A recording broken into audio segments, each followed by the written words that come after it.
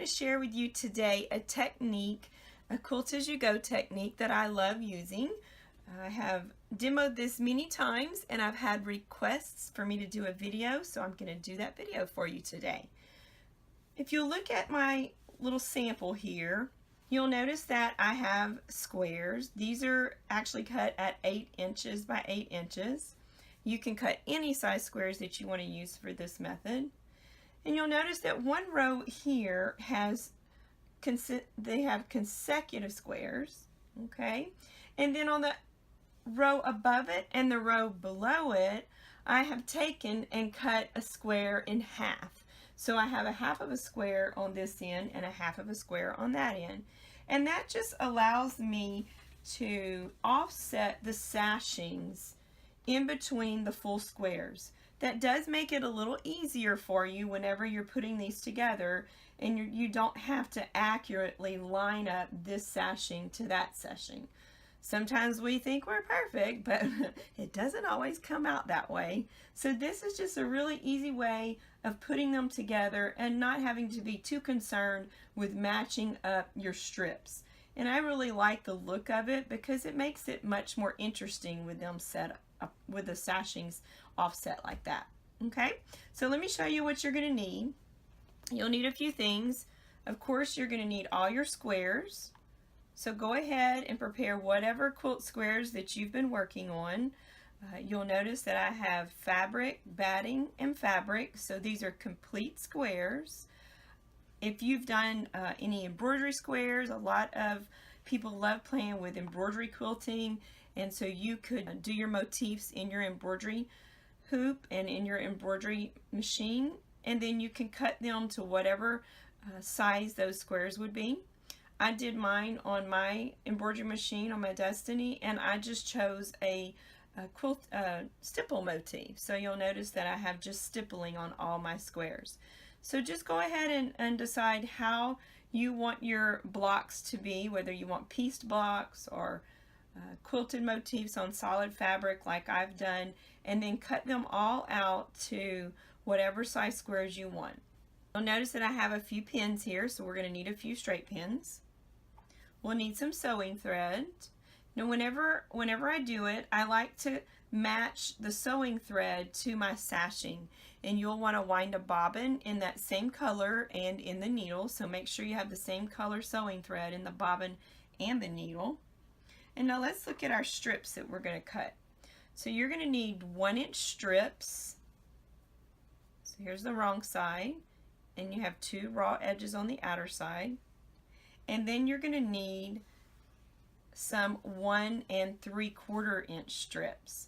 So you'll notice that I have a crease down the middle because I have already pressed it in half, wrong sides together. I have a folded edge along this side, and I have those 2 raw edges on the opposite side. So go ahead and get your supplies together, or maybe just watch the video a few times and then you can think about what you might want to do. So let's go ahead and go to our machine and we'll start our quilt as you go method.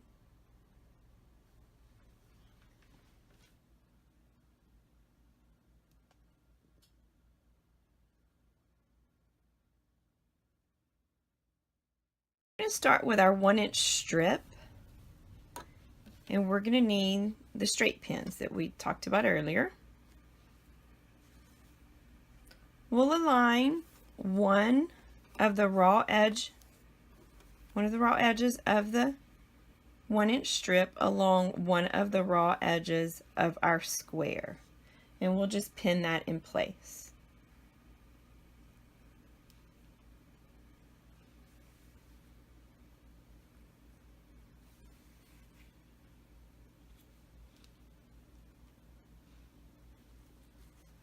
We have that strip pinned across. Now we're going to take it and we'll turn it around, and we're going to take our 1 3/4 inch strip that we've pressed, and we're going to pin that across the top. And you'll notice that I have my strips cut longer than they need to be. I like to do that because it's just really easy to trim them flush with the ends whenever I'm finished.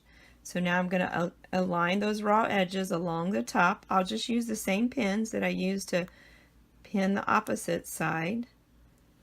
And I'll bring it across. I have one more to do here.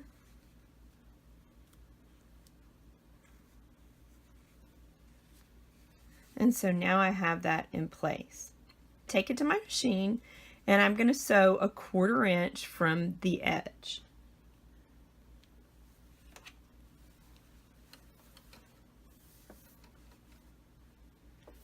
So I've set my machine up for 1/4 inch seam. If you have a favorite foot, if you have a 1/4 inch foot, that would be a great foot for you to use. So I'm going to lower my presser foot, and then I'm going to sew all the way down that edge.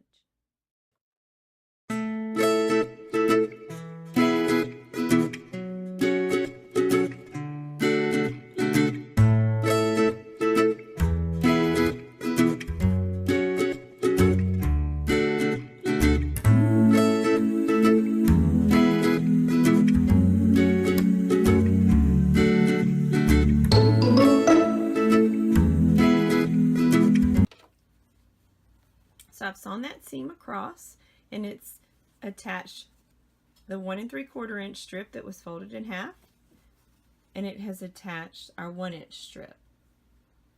And so the next thing that we're going to do is we're going to take our other square and place it right sides together along the other unfinished edge of the 1 inch strip, and we'll pin that in place.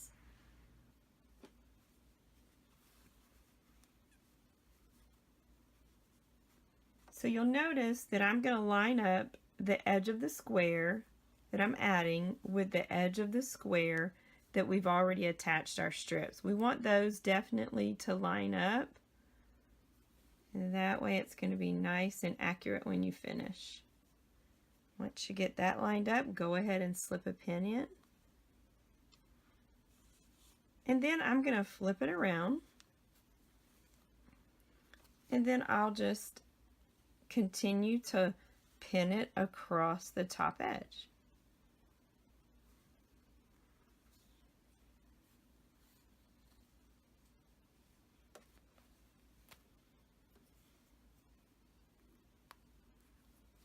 And we're going to do another 1/4 inch seam all the way down this unfinished edge.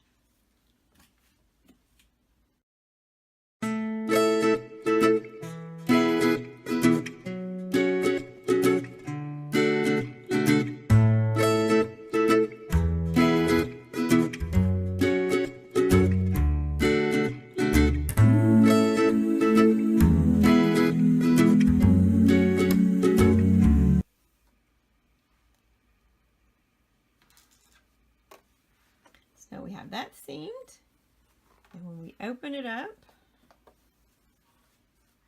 it's going to allow those seam allowances to lay nicely edge to edge with each other. Now I'm going to take it over to my ironing board. I'll press it nicely, and I'm going to position the folded edge just over my seam line. And once I do that, I'll slip a few pins in there, and we'll come back and we'll top stitch it. Let's look at the back side. So we have this edge, it's already finished.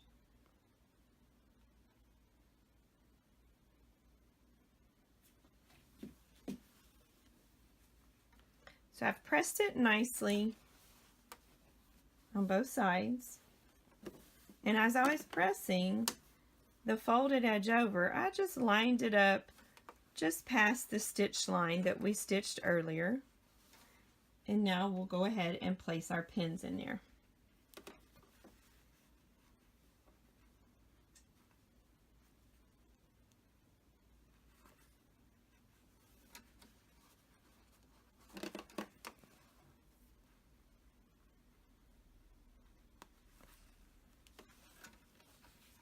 We'll slip one more pin in the end, and we'll do our top stitching.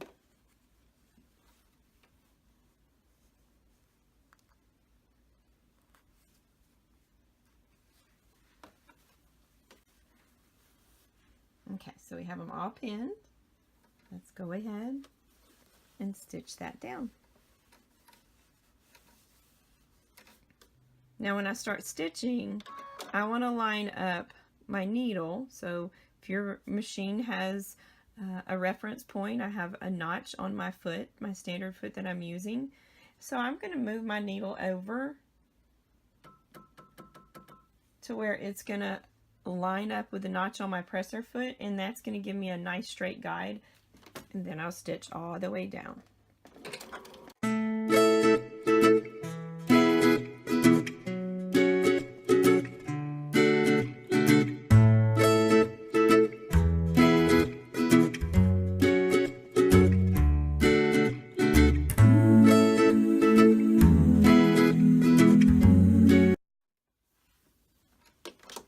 So we have our top stitching all along that edge, and then we have our top stitching along here also. So you'll see why it's a really good idea to match your thread to your fabric. I'm using that contrast thread just so you can see it easily, but if you match that thread to your fabric, even if you dawdle a little bit, you're not going to see that seam very clearly, so it'll just blend in very nicely.